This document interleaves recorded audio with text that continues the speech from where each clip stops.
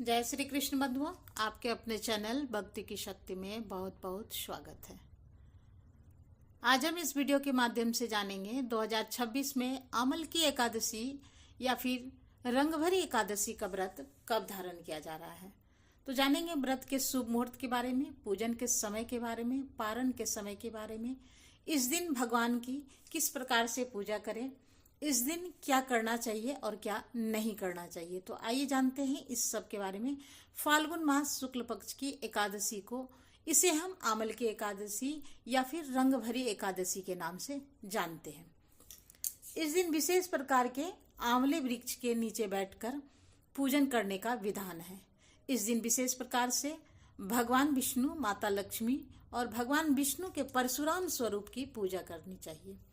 यह व्रत मोक्षदायक व्रत है तथा सभी प्रकार के पापों का नाश इस व्रत के प्रभाव से होता है। यह मोक्षदायक, धन, वैभव एवं पुत्र पौत्र आदि प्रदायक व्रत है।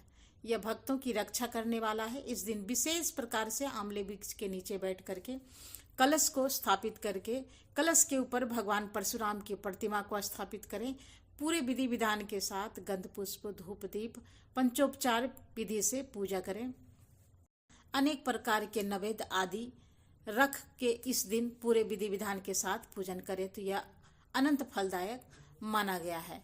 फाल्गुन मास शुक्ल पक्ष की एकादशी तिथि प्रारंभ हो रही है 26 फरवरी 2026 दिन गुरुवार रात्रि 12:34 पर और एकादशी तिथि की जो समाप्ति है वह हो रही है 27 फरवरी 2026 दिन शुक्रवार रात के 10:34 पर। तो एकादशी तिथि की समाप्ति को सूर्योदय व्यापनी के अनुसार इस बार 27 फरवरी 2026 दिन शुक्रवार को एकादशी का व्रत धारण किया जाएगा।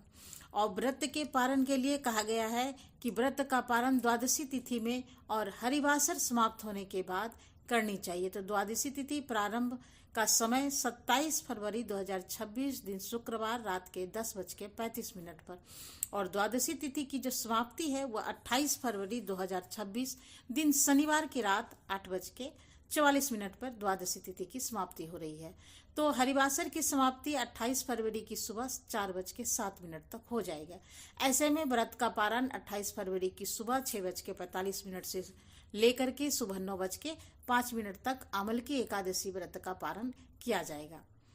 अमल की एकादशी का पारण जो है गाय के दूध से या फिर दही से व्रत का पारण करना चाहिए, या संभव ना हो तो आप जल, फल, तुलसी दल या आंवले से भी इस दिन व्रत का पारण कर सकते हैं।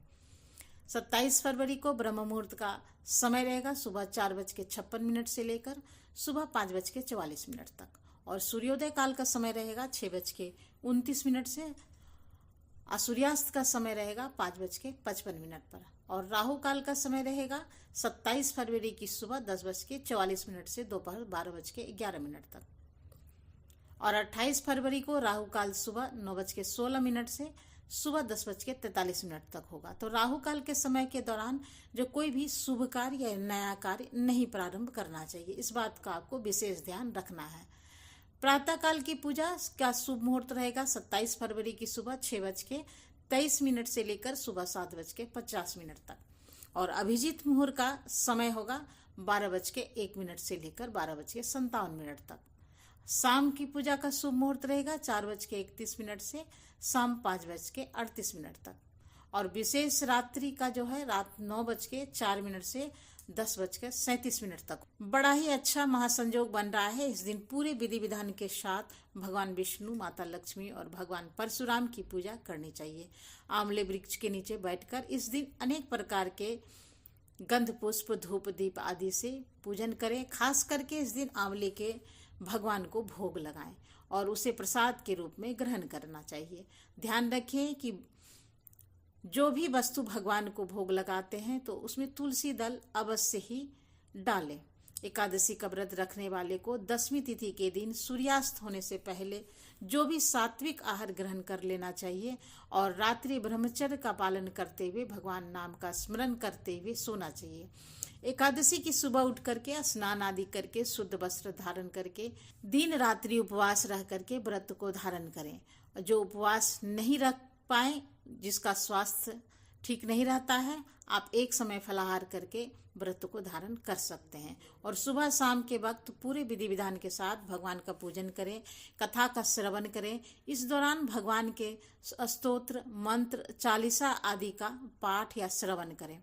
विष्णु सहस्त्र नाम का आदि का पाठ का श्रवण करें तो बड़ा ही पुण्य फलदायी होगा। और जहाँ तक बन सके एकादशी की रात्रि जागरण करने का प्रयास करें और द्वादशी की सुबह उठ करके स्नान आदि करके शुद्ध वस्त्र धारण करके भगवान का पूजन करें, आरती करें। उसके बाद ब्राह्मणों को भोजन कराएं, ब्राह्मणों को दान और दक्षिणा दें और फिर समय के अनुसार व्रत का पारण करें। इससे व्यक्ति के सभी प्रकार के पाप का नाश हो जाता है। भगवान विष्णु की कृपा से सभी प्रकार के सुख समृद्धि की प्राप्ति होती है और अंत में भगवान विष्णु के धाम की प्राप्ति होती है। तो आशा करती हूँ कि यह जानकारी आपको अच्छी लगी है। तो इसी प्रकार के अच्छी जानकारी प्राप्त करने के लिए, व्रत पूजा के बारे में जानने के लिए, कथा को सुनने के लिए और चैनल पर आप यदि पहली बार आए हैं तो चैनल को सब्सक्राइब कर लें, बेल आइकन को प्रेस कर लें ताकि आने वाली वीडियो की जानकारी आपको सबसे पहले मिलती रहे। तो मिलते हैं एक नए वीडियो में नई जानकारी के साथ। तब तक के लिए नमस्कार। Thanks for watching.